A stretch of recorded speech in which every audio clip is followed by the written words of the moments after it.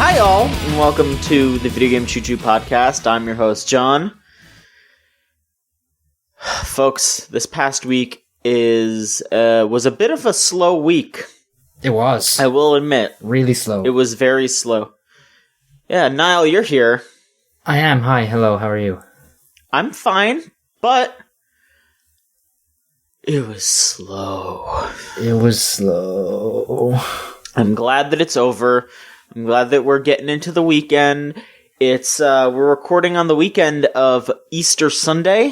Mm-hmm. So that's... On Good Friday, even. Oh, yeah, that's right. We're recording on Good Friday. I'll be the first to admit that I'm not exactly a religious person, but Easter Sunday means this stuff's closed, so that just means more of an excuse to stay home, chill out, maybe play some games. That's what Jesus would want you to do, I'm guessing. Jesus, yeah. Jesus loves to game. What do you think? What do you think he was doing in that tomb for 3 days, playing fucking Overwatch? Yeah. Who does he main? Do you think? Who does Jesus main? I think Jesus plays whoever his team needs him to play. I think Jesus knows who would fit in the comp. That's my guess. I could see Jesus being a mercy player because it's, you don't have to harm anyone. That's a little on the nose. Yeah, but Jesus seems like he'd be a pretty on the nose kind of guy. That's true. That's fair. Fair. He just wants to heal the world, so, I getcha. So, before we, hopefully we don't offend anybody with that one, but... I'm sure we have. Fair enough. Who do you think the Easter Bunny plays in Overwatch? There's a question. Junkrat. I gotcha. See, I could have gone for the obvious and said Diva, but I didn't. Jesus likes to be on the nose. Easter Bunny fucking hates it though. Like, no, I don't play as the girl with the bunny stuff. Shut up. Yeah, the Easter Bunny's a wild card. Mm-hmm. I getcha. Junkrat's pretty fun. Yeah, he's a surprisingly good Widowmaker if he has to be, but he'd rather not be. So. Gotcha. Anyway, no matter what you believe, I hope you have a happy weekend, and I hope you're having a good time listening to the show. Folks, I guess we'll get right to it. Niall, it's been a hot second since you've been on, so I will ask you what you've been up to. What have you been up to? Not an awful lot, honestly. I've just kind of been sitting around, not actually playing that many games. I've kind of been, like, in this weird limbo for the most part, where it's been like, well, Yakuza's coming out, Far Cry is coming out, Ni no Kuni is coming out, and I'm kind of in that, like, choice paralysis stage at the moment, I know how that is. I've been, like, arguing with myself about buying a Switch game. Yeah. And I can't choose which one to buy just because I'm like, do I want Splatoon? Do I want Pokken? Do I want Bayonetta? Do I just want to ignore the Switch for now and get Ni no Kuni? Like, it's a lot. Yeah, I keep being like, should I start Ni no Kuni? But, I have Far Cry ordered and Yakuza's coming out in a few weeks, and do I want to put that time in knowing that I might have to stop for something else? So I've just been playing like smaller games and stuff like that. But other than that, so Far Cry hasn't come in yet.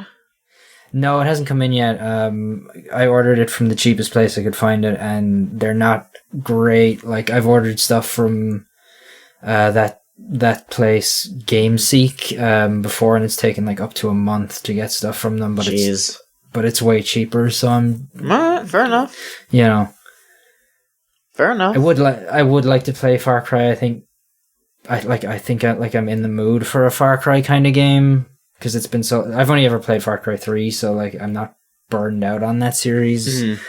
But yeah, like I was hoping to have it by now, but I've got Ni no Kuni sitting there, and I'm just kind of like, maybe I should start that. Maybe I shouldn't. I don't know. Well, whatever you end up doing, I'm sure you'll have a good time. Yeah, I hope so. So what have you been filling your time with then, if you're playing smaller games? Well, if we're going to talk about video games, there's really there's one in particular I really want to talk about, and that is so you and I, John, we're both big fans of a certain classic first-person shooter by the name of Duke Nukem 3D. You could say that, yes. Yeah, I like that game a lot. I like those build engine games a lot, like Doom and Shadow Warrior. Like those are pretty damn good games. And there's a new one that they're making in 2018 on that engine, Ion Maiden. It's called. It's in early access right now. They've got a preview campaign up, and it's really fucking good. It's really good. Now that was made by 3D Realms, correct? Yeah, it's made by 3D Realms, and it's actually a prequel to Bombshell, that really bad isometric shooter that was originally a Duke game that I reviewed a couple of years ago. Yeah. But this is this feels like if you were to make Duke Nukem 3D today, like a modern version of it in the same engine, that's what Ion Maiden feels like, and it's really good. I was really surprised that it was, but it is legitimately excellent so far. I got one big question for you. How's that shotgun? Yeah. How's that shotgun? It's a really good shotgun. Yes. It's a really good shotgun. There's some pretty good weapons in general. There's like a bowling ball bomb that homes into enemies that's really fucking good. There's some nice like revolvers in there. It's better than you would think a game on that engine made by people who worked on Duke should be, but it's really good. What's up there right now is maybe like an hour and a half if you don't spend all your time like looking for secrets, and there's a lot of secrets because it's a Duke. It's a build engine game, yeah. Yeah, it's basically a Duke game or whatever, but it's really, really promising. Like the level design is really evocative of those old school games. It feels exactly like you want it to feel. It's fast, it's snappy. It's got a protagonist that says lots of terrible cheesy lines, it's really good. That sounds very good. I'm legitimately looking forward to playing that now. I might pick that up soon. Yeah, and it looks like really good too. Like that kind of feels like a weird thing to say, but we get so many like indie games now that go for these kind of retro styles, but you'd never kind of see one that looks like a build engine game, and it's aged surprisingly kind of well. Like there's some different lighting techniques, I guess, that they've put in there now that they can do that they once couldn't, and it actually looks really sharp and good in just the way you would want it to. Like it looks like you remember those games looking like, and not like what they actually looked like, if that makes sense. So I think an interesting thing is that they might have used some of the new lighting things that were used in Duke World Tour. I think they did, yeah. Because Duke World Tour actually looked really nice. Like they made new levels for that, and those levels are actually really nice. Yeah, I would say it's probably running off that same tech. It's surprisingly impressive. Like everything about that game. Like I kind of sat down with it and thought like, this might be funny. Bombshell kind of sucked, and it's Duke 3D is kind of an in joke for us on this site, and I sat down and played it, and I had a really, really good time with it. I would wholeheartedly recommend it to you and Ryan especially, but anyone who likes those old games. For sure. It's really impressive. Mm-hmm. So, you mentioned, as you just spoke on the Duke, the Duke. Is there any other news pertaining to our favorite bonehead idiot? Oh, you fucking know there is, John. Was it mentioned on the show? I can't remember whether the rumors of John... We talked about the rumors. Yeah, well, those rumors have now been confirmed. John Cena is going to be Duke Nukem, I guess, in a movie that's going to come out, and you're going to be able to watch it. I'm so excited. Like, I don't know what to say. Like, it's... They don't have any writers or directors or anything attached from what I've seen. It's just, they just confirmed that John Cena is going to be Duke.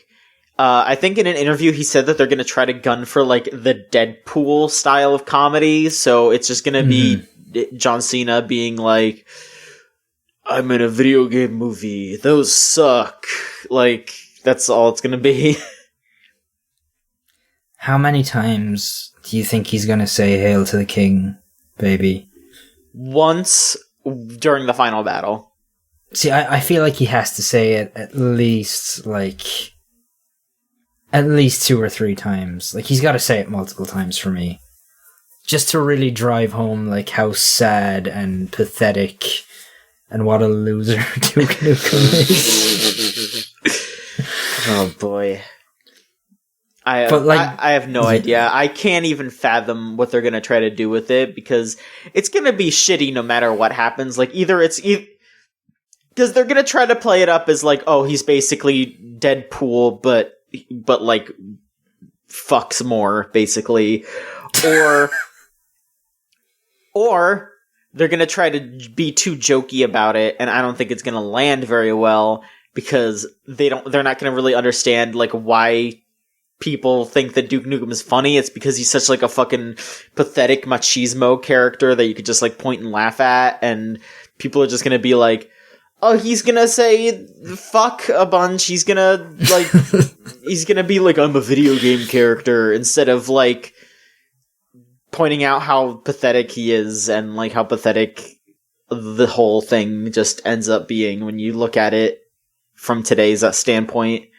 Yeah. See, I feel like, though, there's a part of me that thinks they're actually going to go down that route of, like, having everyone think that Duke is super lame in that movie and everyone is in on it except him. Like, that could be an acceptable movie. Yeah, that's, like, the only way that it would be okay. I think they might do it. I think they might go down that route. I really want them to. But, like...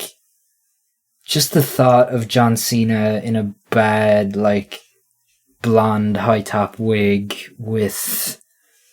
in that, like, iconic Duke outfit, cigar in his mouth. God, he's gonna look like a fucking monster with that blonde hair. It's gonna be so good. It's gonna be so good. I'm very excited.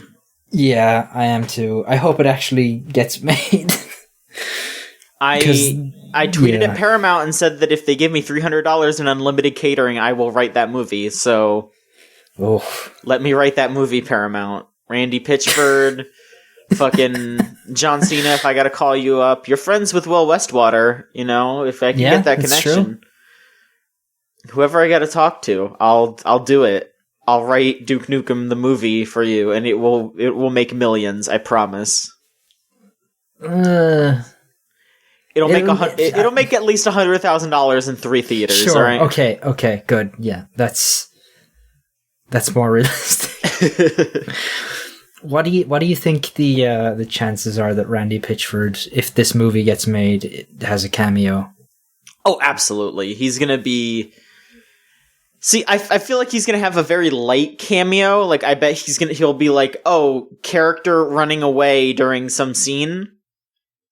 I feel like that'll be what he does, but there's definitely, like, I might have said this on the original episode, so pardon me for repeating, but there's definitely going to be some kind of scene where Duke, like, runs through a Comic-Con or is, like, fighting some aliens in a Comic-Con or something, and John St. John's going to be there in a Duke Nukem costume, And I hope so. And he's gonna be like, and John Cena as Duke is gonna be like, well, at least he sounds the part, or something like that. Like,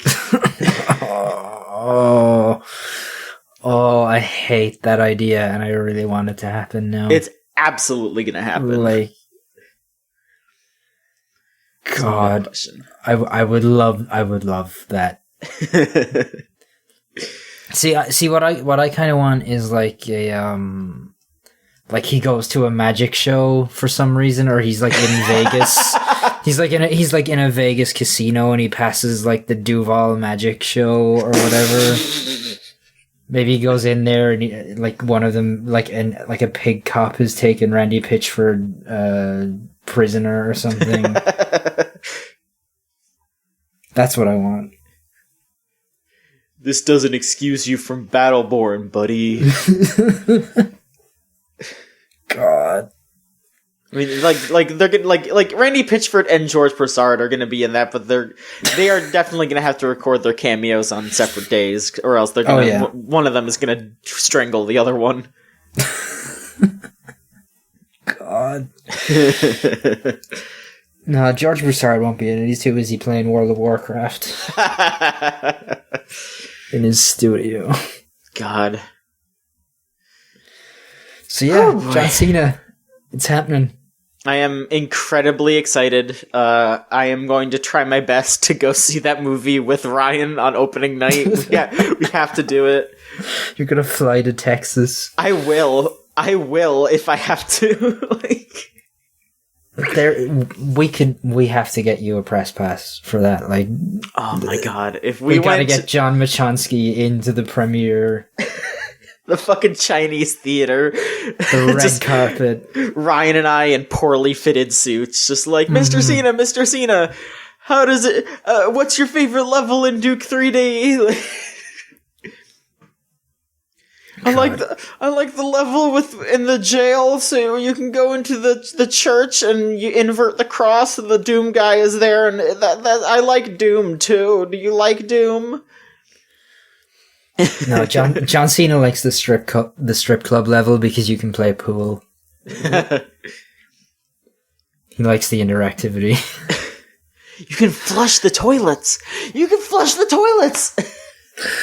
Oh, do you think there's gonna be a moment in the Duke movie where he picks up poop out of the toilet and he's just like, "Why am I doing this?" Oh yes, absolutely, no question. I guarantee that movie starts with him like getting ready for his day, and he stops after he spits out his toothpaste and he just looks in the mirror and says, "Damn, I'm looking good." I guarantee it. 100%. Yeah. I guarantee that's how that movie opens. Mm-hmm. For sure. And you know what? He's gonna win an Oscar.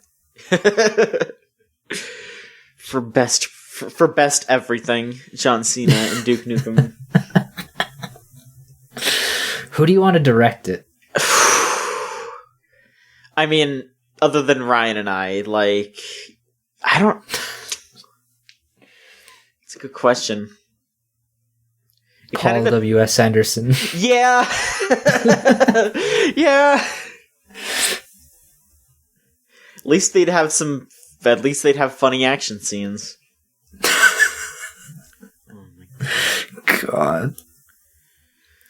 The Duke Nukem movie, folks. We'll see it. It's coming.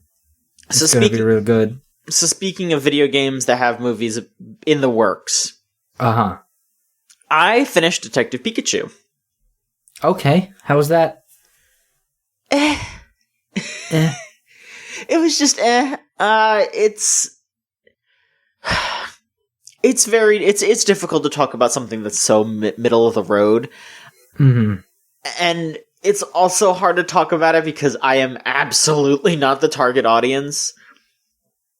Like, you can talk about how Pokemon is for kids, and then people try to argue with you that there's that depth that you can do if you're trying to, like, train your Pokemon to be competitive and all that.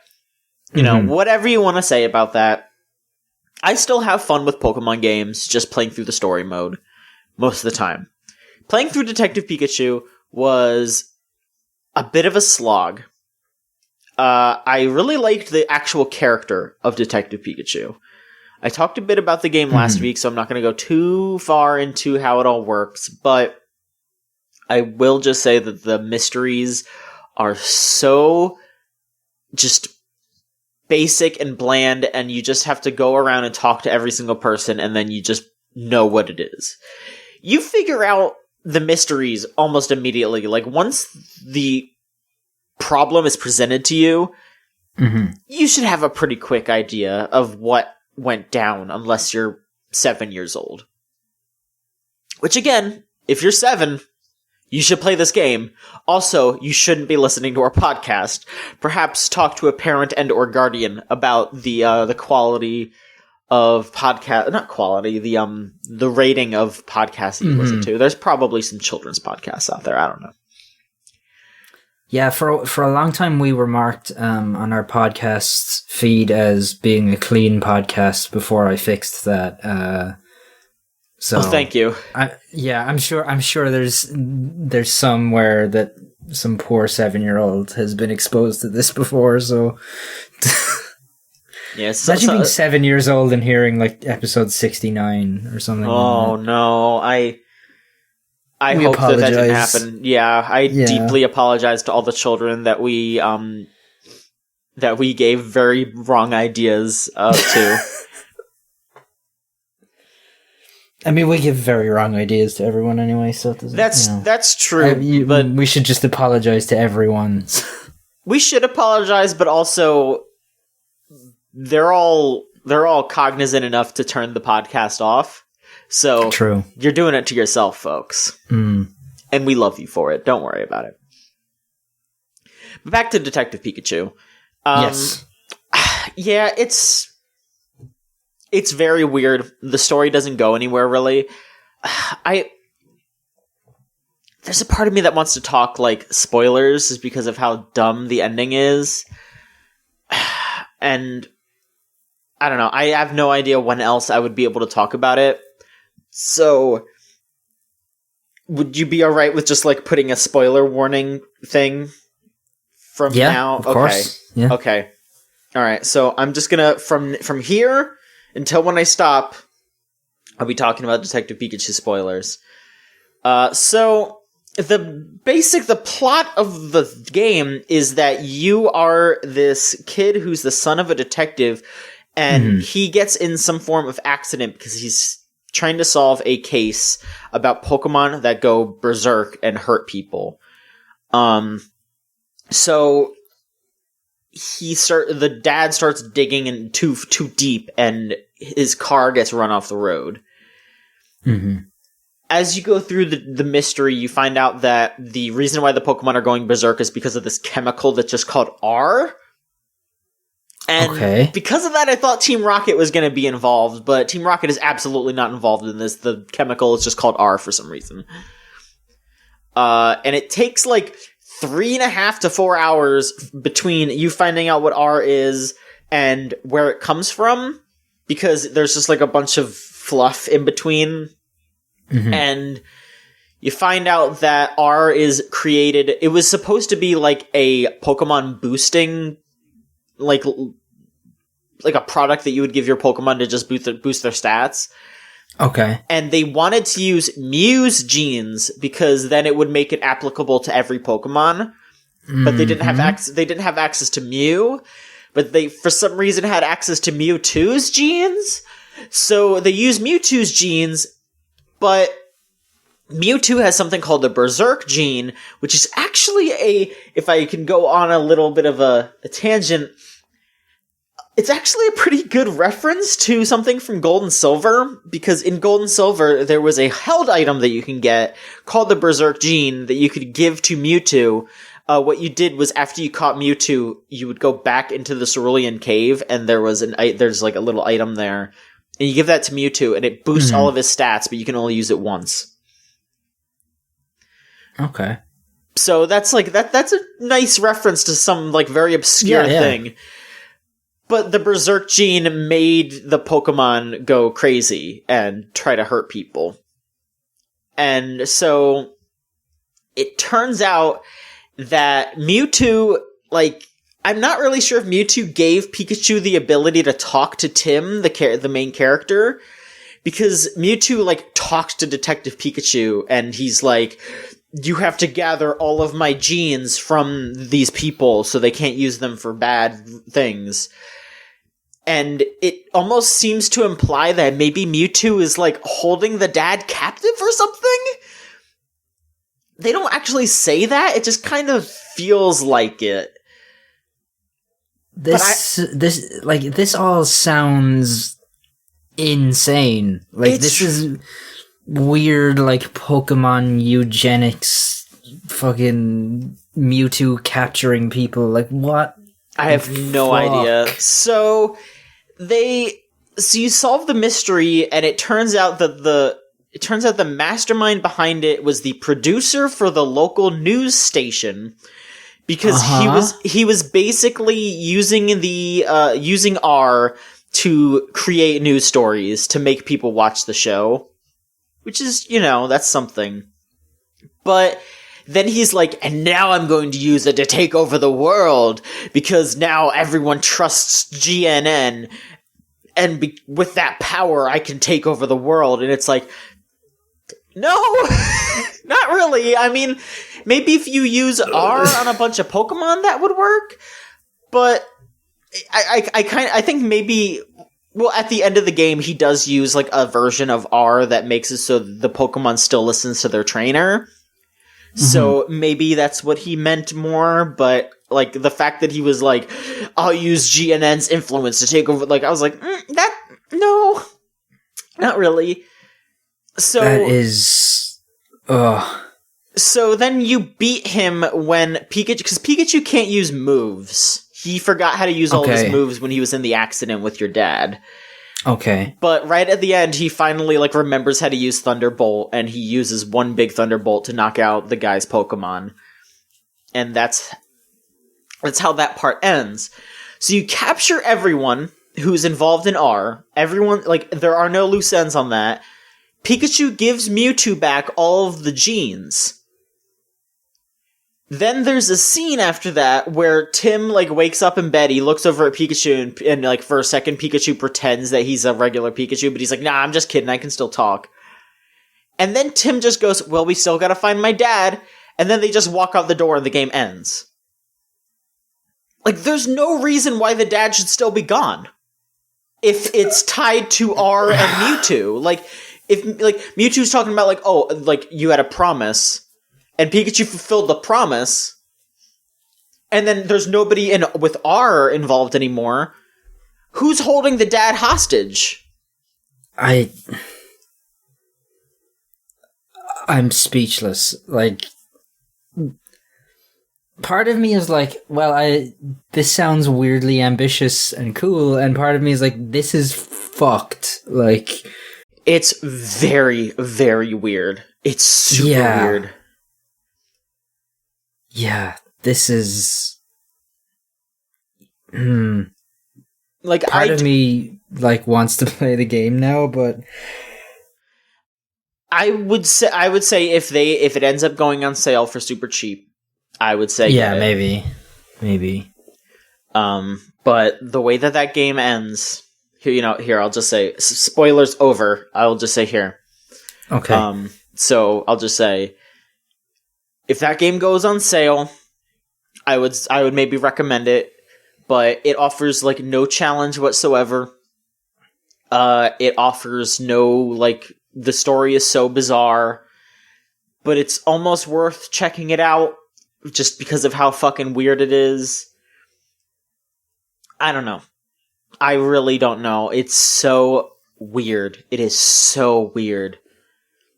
I'm glad it exists in a way because of how just absolutely off the wall bizarre it is. Right. But I don't really know why it does.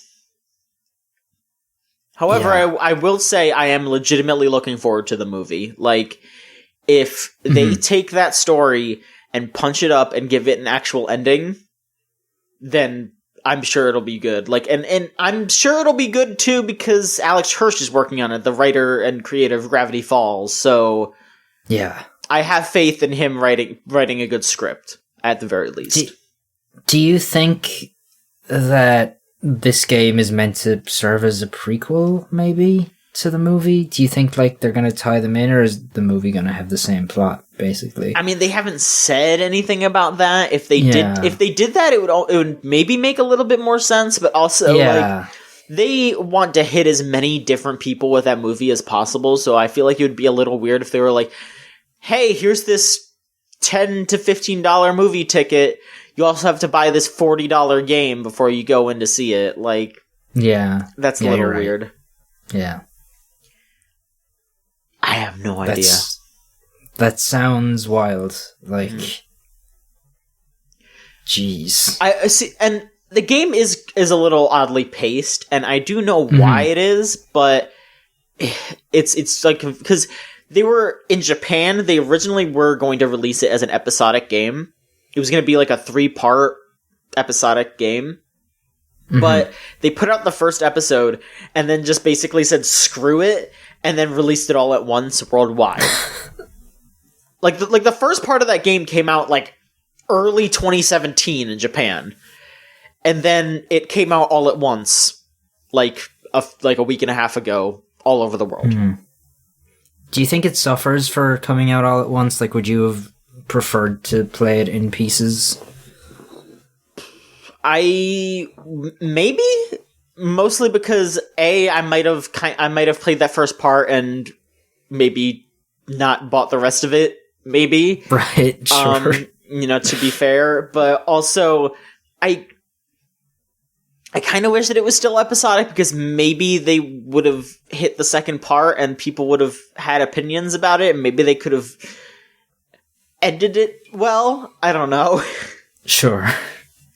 It's such a bizarre piece of media. I don't know. It sounds weird as hell. But yeah, that's Detective Pikachu. Now, did you play anything else? Yeah, I did. I played a game called The Council, which is also an episodic game. The first episode just came out like 2 weeks ago, I think, something like that. It's also very weird. It's like 18th century like adventure game where you're playing, like you're interacting with characters like George Washington and like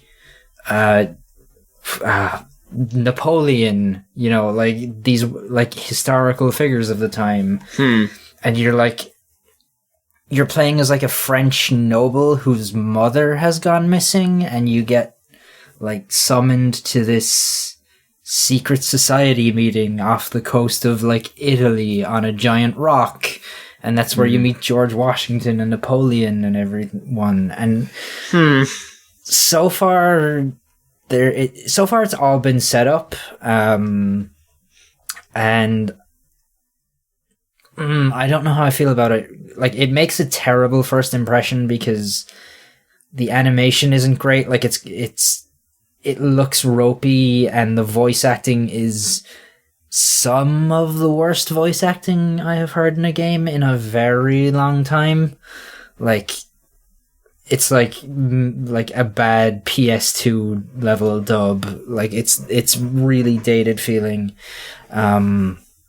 It's weird. Like, it's got interesting ideas. Like, you pick a character class at the start of the game, and that like influences what like things your character can know about. Like, if you pick, like, I chose to be an occultist, so I know things about like weird mythology and stuff that I can bring up in conversations with people or whatever.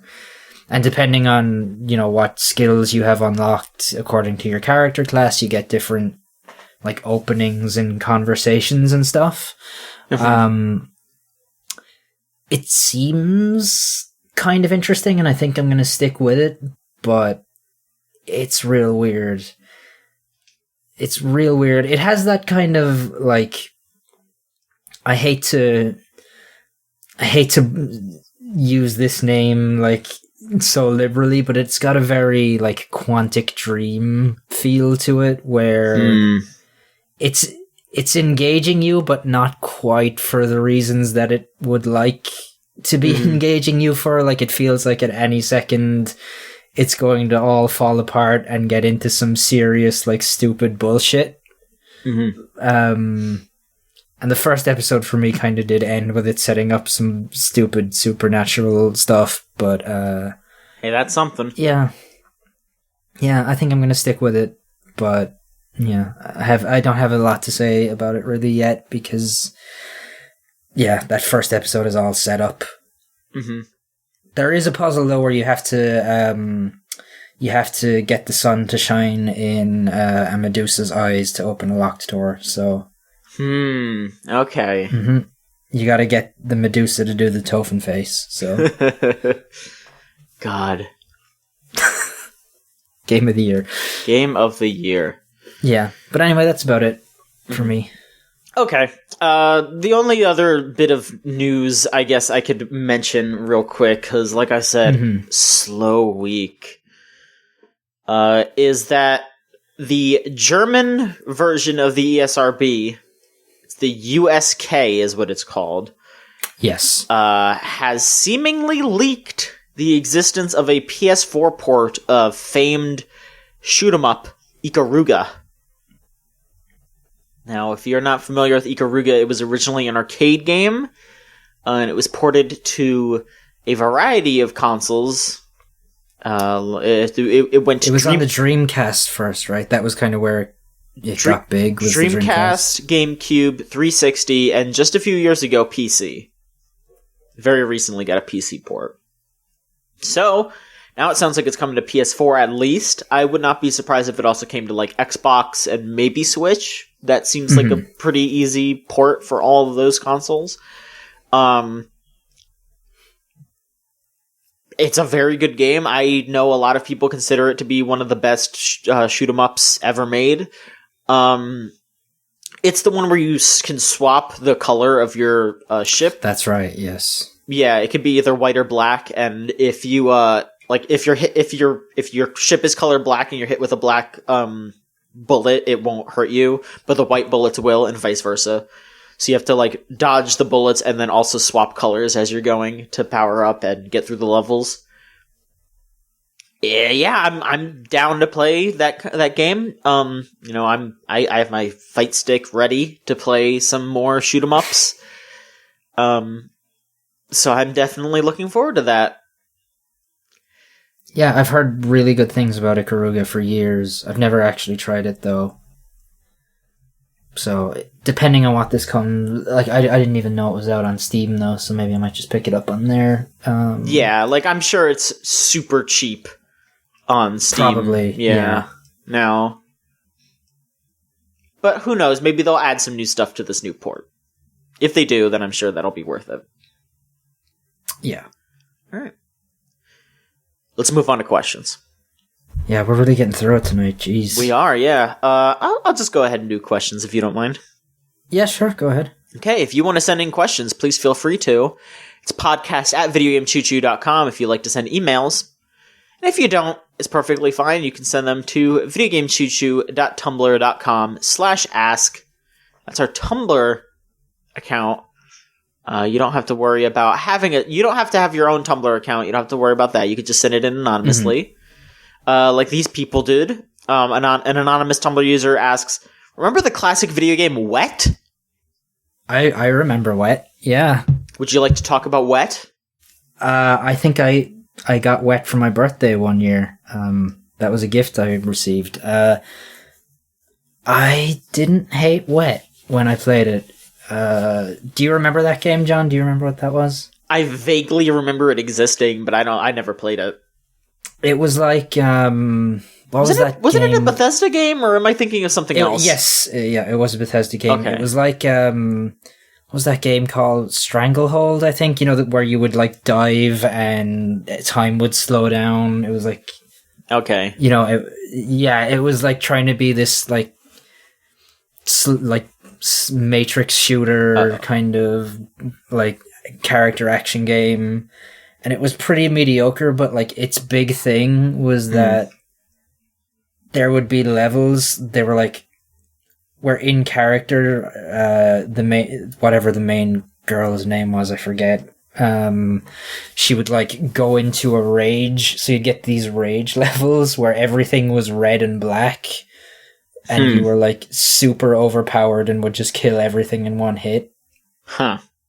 Yeah, it was not a great game by any means, and the final boss fight for that game is just a quick time event, so yeah, I remember that game. I thought it wasn't great. I kind of liked it when I got it as a birthday gift one year. So I don't know. Yeah. Okay. Yeah, Wet. Thank you, whoever remembered Wet, I guess. Thank you, Niall. We have a question in from M. If you recall, M, who guested on the podcast a couple weeks back. Would you rather have Todd Howard or Reggie Fils-Aimé as a dad? Thanks, and remember to buy my game. Would you rather have Todd Howard or Reggie? I think I'm gonna have to go with Reggie. Like, Reggie is a lot scarier than Todd Howard, but I feel like that goes both ways. You know, like as much as I'd be afraid of Reggie, I know he would have my back in a way that nobody is going to fuck with you if Reggie is your dad. Yeah, I understand. Yeah, see, I was initially going to go with Todd because of, like, how non-threatening he is. But also, I feel like he wouldn't be very supportive. Like, he would be so busy with Fallout or Skyrim. Yeah. I'd be like, Mr. Howard, my new dad, please help me with my math homework. And he'd be like, I'm sorry, I'm too busy stapling a train onto the top of an NPC, so that will be how the train works in this game. And I'd be like, Mr. Howard, no.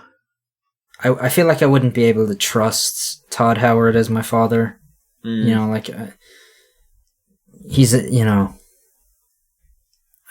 I just don't trust him. He doesn't have a good enough track record. And yeah, I feel like he'd be less attentive too. He'd be too busy like porting Skyrim to the Atari VCS or whatever to pay attention to you. I will ask a question though. Of the air quotes like famous games people, who would you most prefer to be your new dad? Or mom? I won't say no to that.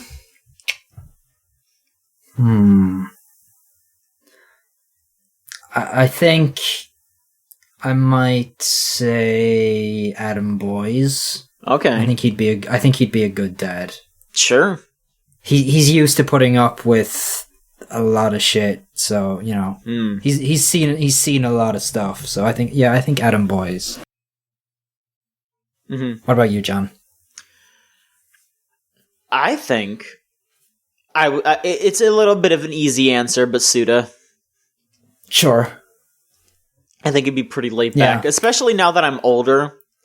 Like, I don't really need that kind of like, you know, that like crazy amount of supervision. I bet if I was a child, Suda would be a bad parent because he would just be like, here's some wrestling DVDs, have fun. But now that I'm older, he could be like, here's some wrestling DVDs, have fun. And I'd be like, all right, yeah, I'll watch some wrestling DVDs. Like, you know, did you see this new lightsaber that I bought? Yeah, I can see that new lightsaber that you bought. Yeah, it's cool. Like that would be it. Yeah, honestly, you make Suda sound like my dad. Just watch wrestling.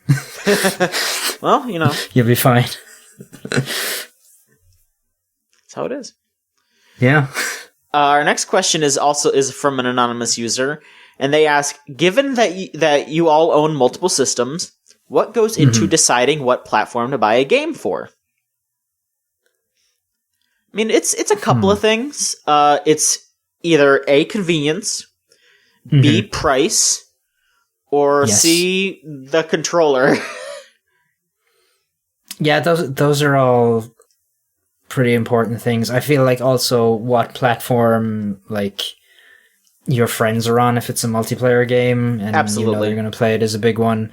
And also for me, it's like I will not buy games from certain publishers or developers on certain platforms. Like, I absolutely, if I have the choice, will not buy a Ubisoft game on PC because they load those things with so much DRM that the games are often unplayable, you know, like, or Bethesda, as of late, have had a pretty spotty track record with releasing broken PC versions, you know, whereas other people maybe don't release great console versions. So I feel like that is a big thing as well for me of like, is this game going to work? Can I trust this person that this game is going to work on this platform?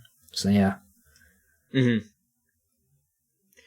Yeah, I mean, like, basically my thought process is right now, because of how much I like the concept of the Switch, it's like, is it on the Switch and does it not run like shit? Sure. Then I'll consider getting it on Switch. If it's better on PS4, like, substantially, or if it's not on Switch at all, then it's PS4. And then, like, maybe once I do get a better PC, that could change. I'm just not really into playing on PC that much. I never have been, so who knows? Sure. But that's not really my thing. But if it's only on PC, then of course, whatever. Yeah. It's really just up to where is it cheapest, and also where is it more fun to play. Yeah. Yeah, I feel like convenience too. Convenience, That's a really especially, big one. yeah. Like, knowing that I can just type something into Steam and have it, like, immediately and not have to go through, like, Sony's, you know, garbage or whatever. Mm-hmm. That's a pretty big thing, but yeah. Absolutely. Let's see here. We got another question from Tumblr user Shoeless. How you doing, Shoeless? It is, which children's live-action learning show character, examples Barney, Lazy Town, etc., would look the most intimidating holding a sword? Tinky Winky. Oh, you know what? Yeah, I don't have to say anything else. Yeah, Tinky Winky. Like, purse in one hand, sword in the other. Yeah. Absolutely. Just terrifying. Fuck you up. Without even blinking. You would be rended limb from limb. You wouldn't even see it. Yeah. You would just hear, uh-oh, and then you would be missing limbs. Yeah, you hear, uh-oh, and then your arm is on the ground, and you're like, what the fuck just happened? That's it. That's how it goes. It's Tinky Winky. That's how it goes. Yeah. Mm. Rest in peace, Tinky Winky. Yeah, rest in peace, Tinky Winky. We always remember when you were eating the tubby custard and harassing the Nunu. Never forget. Yeah. Yeah. Never forget. God, the Nunu with a sword would be pretty scary. Oh, fuck. He's got it, like, stuck in his in his hose, and he's just, like, swinging it around. The Teletubbies desperately attempt to turn the Nunu off while it swings the sword willy-nilly. Oh no, Paul got decapitated. Dipsy has multiple stab wounds. Will Dipsy make it through the night? That's a real naughty Nunu. Oh, shit. Alright, we got a question from the Mighty Boss Stones. Okay. It's been a while since we've had a junk food-based video game tie-in, something like Pepsi Man, Darkened Sky, Chex Quest, etc. Give me a food or drink brand with a fun mascot and tell me what genre of game you'd like to see them, and what dev team is behind it. Alright. That's a question. So, you've seen Mr. Tato, right? Maybe. He's like a giant potato, and he's wearing a suit, and he's kind of dressed like a mafia don. Maybe. For people that don't know, it's the mascot of like an Irish potato chip brand. I want to see him in a video game. Yeah, sure. He's the star of Mafia 4. He's controlling the potato rackets or something. I don't know. Yeah. That's who I want to see. I want to see something real niche like that. I'm trying to remember what that fucking... There was a Mm-hmm. I don't remember what the like advertising campaign was called. Shit. There was this really weird Coca-Cola advertising campaign for a like hot minute that was just like, you're young, drink Coca-Cola. And it was like, Coca-Cola is the youth expansion or something. I don't remember what it was called. I was going to say that should just be like some weird like Life is Strange style thing where you're just these like troubled youths trying to get by, and also you drink a bunch of Coca-Cola together. That's like the Miracle Whip ads that there used to be with the fucking hipster dudes. It was like, we are Miracle Whip and we will not be quiet, or whatever. God. Just do that new Pepsi thing with Kylie Jenner or whoever that was. Oh, yes, with the protests. Yeah, just have Telltale do it. Like, the riot cop will remember this when you hand him the Pepsi. Oh. Oh, I don't like that. Alright, That's terrible. We got one from an anonymous user who says, Anime check-in! Are any of you planning on watching any new anime this season, and if so, which ones? So the new season is coming up, like, next week. So, that's a good question. I haven't, like, followed anime in years, really. The last thing I watched was Devilman Crybaby. Alright. And that was the first thing I'd watched in a long time. So I don't even know what's, like, coming out. So probably not going to watch anything. Fair enough. I have already basically planned what shows I'm going to watch at the beginning of the season. So I have 4 that I want to check out. The first one is one that I am absolutely, definitely, like, I'm just ready to love. They got Part 5 of Lupin the Third coming out.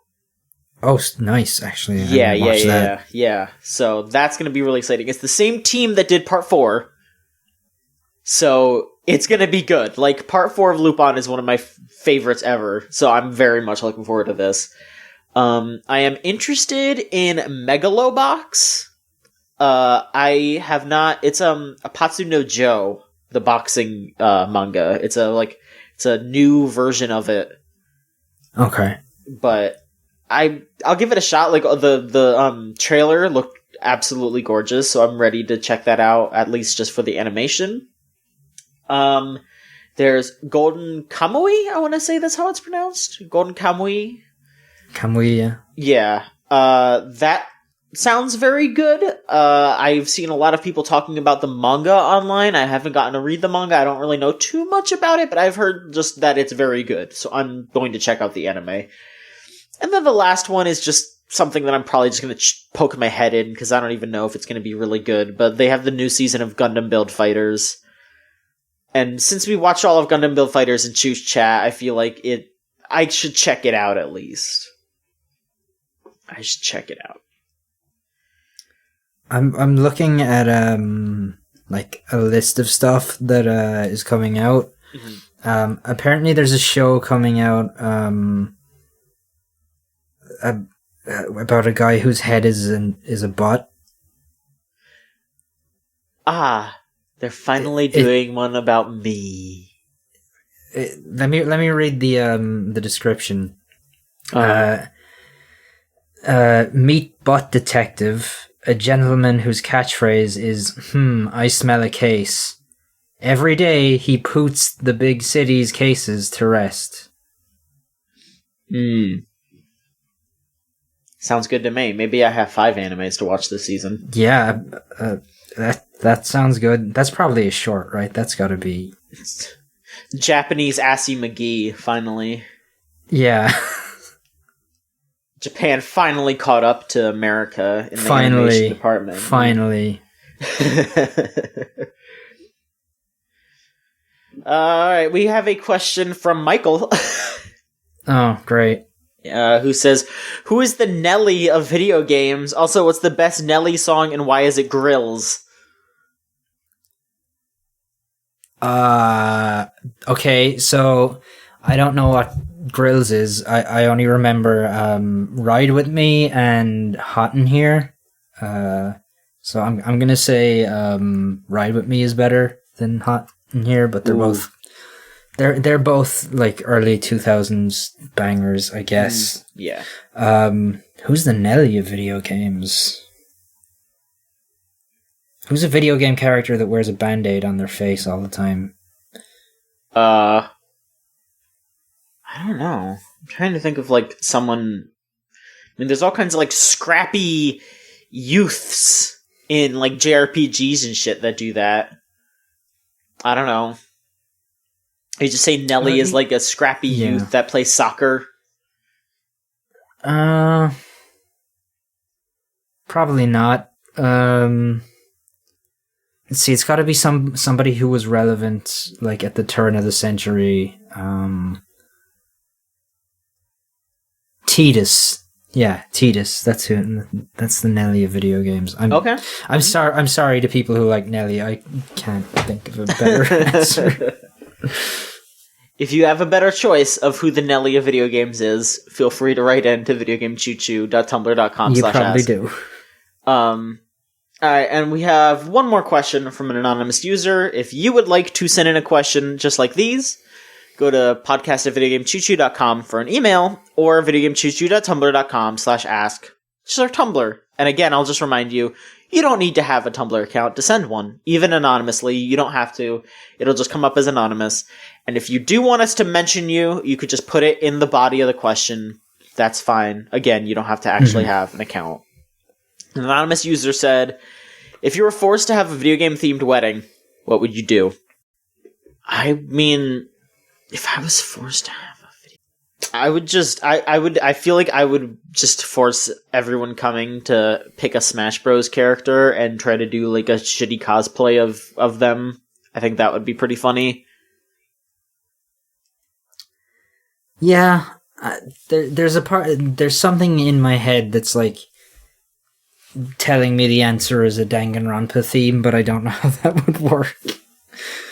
I mean, lock all the guests in and they have to kill each other to get out. I mean, I like in all seriousness, like a murder mystery show thing. Yeah, that would be fun. That could work. Yeah. We could dress you up as Monokuma. God, I would. You could be the MC. I would just be like sitting in a like Monokuma mascot outfit, and everyone else is like getting cake, and I'm just sitting there like, someone get me some cake, just dump it in my mouth. Your tuxedo is like Monokuma colored. It's half white and half black. I mean, you know, maybe that'll end up happening in real life one day. Who knows? I hope not. Yeah, my fucking God, I hope not. Yeah, let's for everyone's sake, including my own, let's hope that my future partner just does not put up with that bullshit. Like, because if I float that as a joke and they're like, "Oh yeah, sure," I'm gonna be like, "Oh no, I have to." Like, I can't. I need someone to just be like, "No, no." All right, John, you should do it. You should do it. All right, well then I guess I shouldn't marry Niall, because then. Aww. I'm sorry to rebuff your advance on such a public forum. Yeah, wow. Very rude. Well, that will do it for this week's show. I'd like to thank you, Niall, for being on. Real quick, before we wrap up, I will just say that it won't be up by the time you listen, probably the day after. But we are going to be launching a Patreon. It's not going to be a, like, standard Patreon that you would, I guess, expect from something like that. We're just kind of going to be running it as a tip jar for now. I feel like asking the people that... Specifically, it's mostly just because we as a site would probably have some difficulties here and there trying to get more regular big content out just with the pipeline that we have currently. So I would hate to promise things and then have it not come out when people are paying money for it. Yeah, absolutely. But I do think that we do good work, what we do. And if you all agree, then you are perfectly welcome to contribute however much money you want to per month. You can sign up and have it be donated once a month, or you could just like sign up, have them take the money, and then cancel. Whatever you want to do. Maybe we'll look into getting like. I'm gonna probably tie it to a PayPal account, so we could probably set up some kind of like donation button if you just want to do a one-off donation. We'll figure that out. But for now, we're just gonna have this Patreon. If you do sign up as a patron, you will get a special role in the Discord server. It's just gonna say patron because we really don't want to like we appreciate the money, but we also don't want to be like, oh, these people are special. Like. We want everyone to get the content on an equal footing. We're going to look into, like, new stuff as we go. I definitely don't want to keep anything just behind the Patreon paywall, though.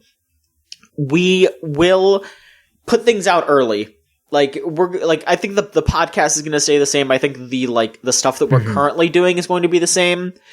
But if we start doing new shows, I think that will be the kind of thing where it's like, oh, it's on Patreon exclusively for like a week or something like that. That'll be I think that's the best idea, yeah. That'll be what we do. We'll just have it early behind the paywall, so if you want to contribute, you get stuff a little early, and you get to feel nice that you're helping us out. So, for the sake of transparency, right now we are planning on using the money to pay our hosting fees, which they aren't extravagant. We are paying, like, Mike is paying our bills right now, and again, it's nothing crazy. I'm just gonna start giving Mike the money for the hosting every month. No big deal at all. But after that, we are going to be basically just compiling whatever money we get into a fund, and we'll be using that money for whatever people need in regards to the site. So say, for example, someone's microphone breaks, or they just need to upgrade to a better microphone, or something like that. Once we have enough money to do that, someone can get that done. If there's a game that someone wants to write about, and maybe it's like an older game, and we can't get a review, or we can't get a review code for it, we can dip into that money, and they can use it to help them buy that game. That's what we want to use the money for. So whatever you contribute will help us with running the site. We're not going to be paying anybody like per article or per anything. We're not going to be actually paying anybody yet. If that is something that, I mean, this feels pie in the sky, but if that is something that, if just to put it out there, if that is something that becomes a realistic thing, that is something we will look into, because I absolutely would love to have this be something that we can pay for, that people can do this as their job. I would love to do that. That's probably, that's like 99% not going to happen, no matter how much I wish that would happen.